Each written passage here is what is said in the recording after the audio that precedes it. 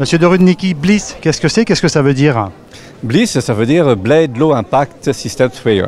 Mais encore? C'est un pulvérisateur réellement confiné. Comment ça marche? Ça marche avec des lames d'air. Vous avez deux vaisseaux de lames d'air circulaires qui se ferment et qui enferment totalement le spray. Alors, comment c'est possible ça? C'est possible parce qu'on a créé de lames d'air laminaires à forte vitesse, très denses, qui empêchent les gouttes de sortir. Donc en contenant le spray à l'intérieur de la végétation, on peut se permettre d'avoir une qualité d'application optimum tout en limitant les pertes au maximum. Donc, ça veut dire qu'on a zéro perte à l'extérieur ou un tout petit peu ou beaucoup moins qu'un système conventionnel? Alors je vais dire que zéro perte, ça n'existe pas, on a quasiment zéro perte. Alors, quels sont les résultats concrets que vous avez obtenus? Alors les résultats concrets en vigne étroite, c'est 87% de couverture testée sur le banc et Vaspray Viti avec le même protocole et avec un protocole que nous avons mis au point pour mesurer les pertes autour du pulvé. Et on a maximum 2% de pertes dans les pires conditions en vigne étroite. En vigne large, nous avons fait les premiers tests et d'ores et déjà, on a des qualités d'application supérieures à 74% et les prochains tests vont nous permettre d'atteindre les mêmes performances que pour la vigne étroite. Très bien, une fois que ces tests seront réalisés, est-ce que c'est un matériel qu'on verra effectivement dans les vignes chez les vignerons?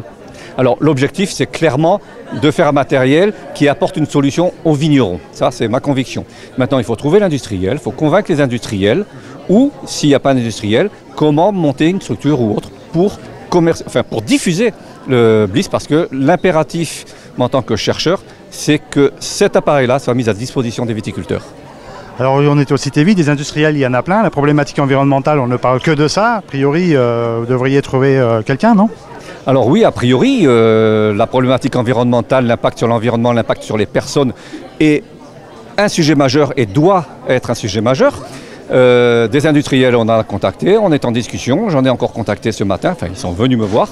Voilà, le Cité Vide, c'est l'occasion sans doute de trouver l'industriel qui commercialisera Bliss.